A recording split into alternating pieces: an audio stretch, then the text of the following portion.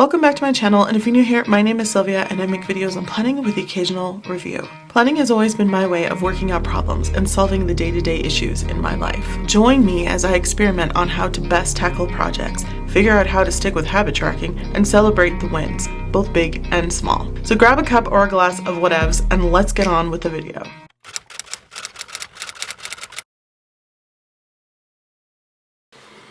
Hey planner friends, so here I have my monthly planner with notebook by Leuchtturm 1917 in B6 plus size, and I thought I would go ahead and sit down and show you the 3 ways that I think I might use this planner. And if you don't have this specific planner, don't worry about it. If you just have a monthly planner and then like a companion notebook, this happens to have both in the same, which is kind of awesome. You can still apply everything that you learn here to whatever planner or system that you have. So no worries, take what you like and leave what you don't. For those of you who are like, Sylvia, I thought you were a weekly planner, and yes, I am. I live and die by my weekly planning. So if you're wondering why the hell I would even buy a monthly planner, well, the reason is I really like the idea of having this all drawn out, because I have kept bullet journals for a while now, and even though you have to draw this out only once a month, I get really bored and tired of it, and I liked the idea that it was already drawn out for me and it was nice and clean. I'm not a fan of my own handwriting. When it comes to the monthly pages in the back, it was almost like having a bullet journal in the way that the monthlies are done, and you had blank pages to draw out your weeklies. And for those of you who are like, why would you want to draw out your weeklies? Well, the truth is, even though I do love my weekly layouts, I like to change my weekly layouts a bunch. Sometimes, grab an example, I like to do something like this where I have a week on one side and memo on the other, kind of Hobonichi style. This one is a little bit different because this is the end of November and there was 2 days left, so I thought I might as well just add it to a spread like this. But usually this is the type of spread that I prefer. Now I know what you're thinking. I thought you didn't get a Hobonichi weeks, and that's true. I didn't. And it's not because I don't love the layout. I do love the layout. I didn't get it because I'm tired of Tomoe River paper. I just needed a break. So it's really nice to be able to go ahead and draw this out once a week in here. I like to switch up my layout where I have kind of the box weekly up here at the top and then my tasks at the bottom.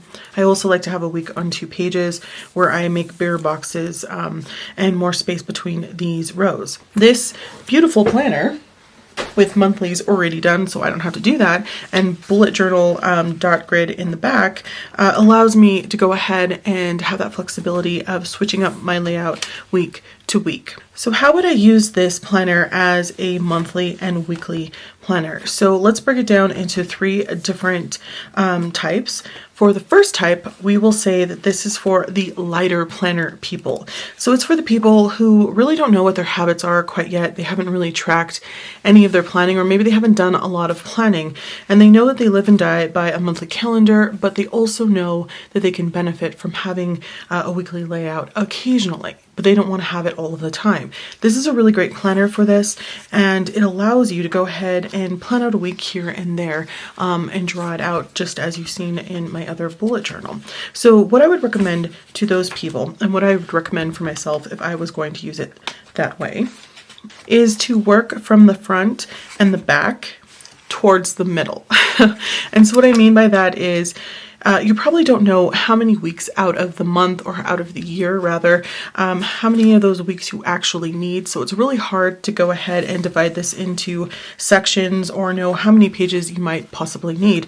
So I would recommend putting all of your weeks in the front, and then all of your collections, getting things done lists like that in the back, and just work from page 1 here and then go towards the middle. This allows you to have enough pages for weeks if you need more, or enough pages for collections if you need more collections.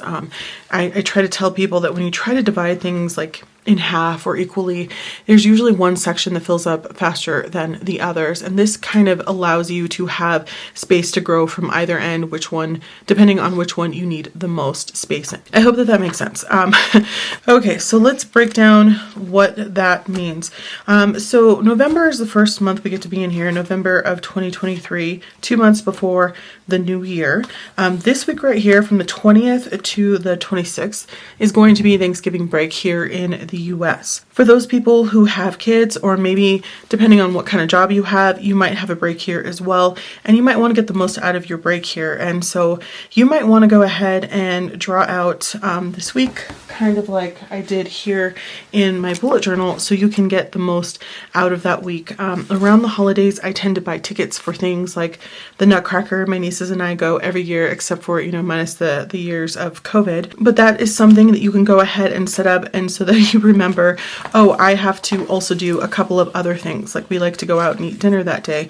We like to hit up the bookstore that day. We also like to go ahead and get caramel apples from the Rocky Mountain Chocolate Factory. And so that might be something that you do throughout the week, or maybe it's just a couple specific days out of that week that you are going to be busy. But it's really nice to have a weekly planner for that. And then in December, you might have another break, or your kids might have another break down here for Christmas. It usually goes into New Year's. I think that my niece probably will go back the day after New Year's or on that Wednesday. It just really depends on how many days they have to give this year, and depending on snow days as well. So that might be another week that you want to go ahead and draw out, because maybe you can go to a movie, or you can do a couple other things.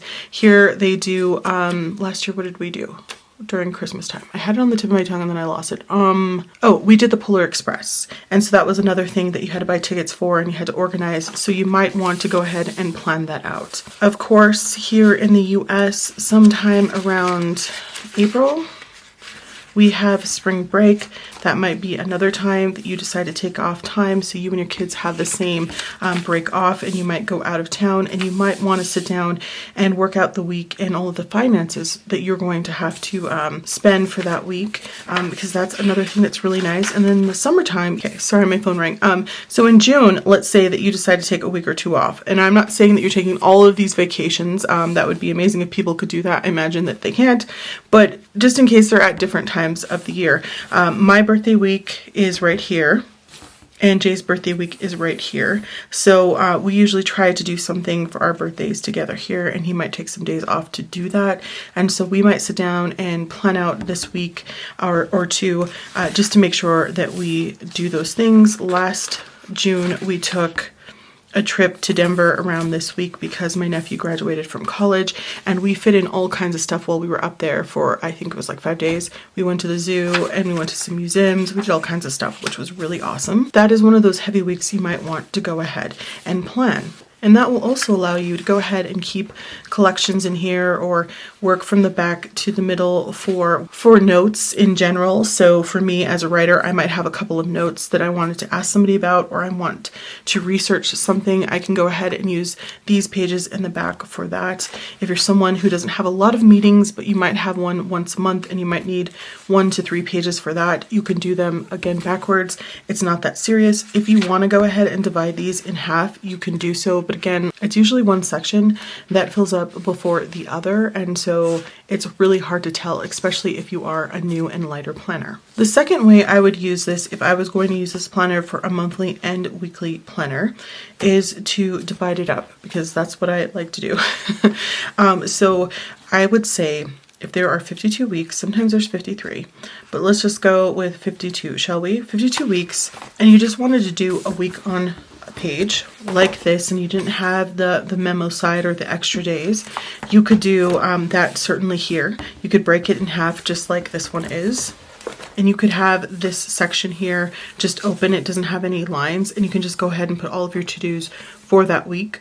If you're doing this, sometimes I do a reading journal like this where I have the days just like this, but this is open and I just write some notes about the books or the characters as I'm reading through the chapters. If you feel like you need more space than that and you would prefer a spread, meaning 2 pages, then you could go ahead and move to 104 pages. Well, it would probably be 105 rather, because this first page, wouldn't be considered a spread since this is blank. So you would allow yourself 105 pages, and then you would have all of these extra pages here in the back for your notes or your collections. And so if you did 52 pages, you would have 86 pages in the back for notes and collections. And if you did 104 pages, you would have 34 pages in the back for notes and collections. And if you're someone who is planning as they're going, again, I probably wouldn't label these 50 every other week, you could certainly. And I mentioned in my last video that I like to use the Traveler's Notebook tabs. But if you decided not to do that, you could just keep these Post-it tab ones that are removable, and that way if you skipped a week or two or even 3, because it happens, you wouldn't waste those pages. You would just continue on, and you would just move this tab as needed. And if you're interested in, oh my gosh, what would I do with all of those pages in the back? I wrote some things down so you can start building habits in the back. You can make a decision between collections and getting things done lists. I've talked about the GTD system and how those are more actionable lists where collections can be anything. You can just write a collection of all of your favorite songs, top 10. Why not? I always use that as an example, but I think you guys know what I mean. You can also use them for project pages if you wanted to put a spread back here, just of your reading for the first quarter, or books that you really want to try to get to for the year. And maybe they're just 10 books in general, and it's like, it doesn't matter if you read other things, but you want to try to get at least these 10 for the year. You can make a list like that. You can also put study notes, like I mentioned, research, any questions that you have on anything that's going on either in your work or any project that you're working on. And then of course the getting things done, and then just regular old collections. So you can definitely fill these pages up pretty easy. And the third and last way I would use this as a monthly/weekly planner is to go ahead and divide up this section of note pages, 138 in the back, between monthly task lists and then my weeklies. So the way that would look is, if you're going to do 52 pages for the 52 weeks, you would have 86 pages left in the back here for collections. If you did a spread, meaning 2 pages, you would have to have 105, I think is what we decided. And then you would have 33 pages in the back here, which is still plenty of pages for collections and what have you. Now, if you feel like you're nervous about using all of those pages up before the 16 months, like I mentioned, I doubt I would be in here for 16 months. I probably would only be in here for, what did I say, 12 at the most, the 2 before, and possibly, and maybe the full year. But again, if I really liked this planner, it starts in November, so I could buy another one and move into it November, 4 months before this planner even ends. For those of you who are nervous about only having so many pages in the back, I would recommend using sticky notes of any kind. Sticky notes are great to put on a spread. So you could go ahead and label this master list like this is, and then go ahead and put sticky notes on here. When they fill up, take them off and then put more back down. That way, in case your master list gets filled up at some point and you feel like you need a second one, but you don't have another page for that because you've run out, it just is a nice way to do it. And you could certainly write on here first and then, you know, stick sticky notes on top. So don't be afraid to do that. Sometimes I forget that's something that we can do. These are sticky notes by Perfectionism Prints. You can get them on Etsy, and they are a downloadable file. So I really like these. They have the getting things done sticky notes here. So next, project, someday, maybe, talking points, and there's several others. I can't remember how many there are in total, but these are really great. They just come with a printable sheet that shows you where to line up your sticky notes, and then you put it back into your printer and they print out, and you can use whatever color you want. So if you wanted a different one per color, you could certainly do that, and it works really nice. So don't forget to utilize your sticky notes. You don't have to have this size. You can use bigger or smaller.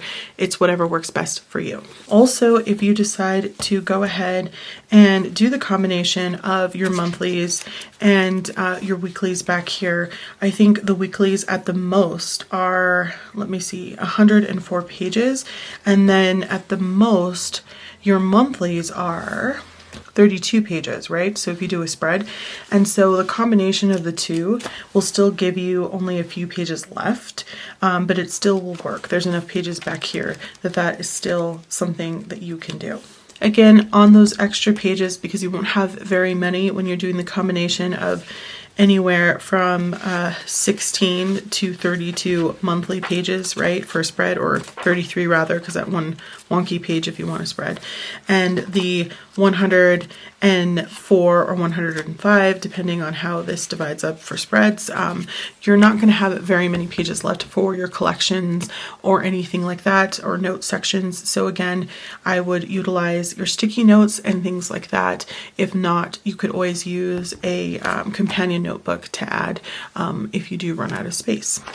And that is how I would use this as a monthly/weekly planner. Stay tuned for the next video where I'm going to talk about how to use this as a monthly and a daily planner. I'm sure that at some point I'm probably going to do all three, so be looking for that in my November setup video. All right, so don't forget to like, comment, and subscribe. I hope that this was helpful. Thanks for watching, and I'll talk to you soon. Bye.